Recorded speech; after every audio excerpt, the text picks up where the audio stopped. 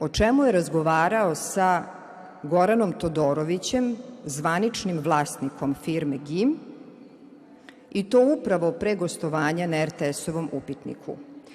Šta su oni na tom sastanku koji je trajao 15 minuta dogovorili, prepakivali i šta je Aleksandar Vučić tada dogovorio sa poslovnim partnerom oca ministra policije? Marinika Tepić vas optužuje da ste 15 minuta pre emisije Upitnika koje ste gostovali na RTS-u razgovarali sa direktorom GIM-a. Je li to tačno? Sa direktorom? GIM. Direktorom GIM. Šta je GIM? Šta radi Nebojšin otac? Evo, pošto da pričamo o tome, šta radi? Prema medijskim izveštajima on posreduje Znate li šta je on? u trgovini oružja. On je običan zaposleni tamo. Ali nije ni direktor ni vlasnik. Ništa od toga. Zaposleni u firmi.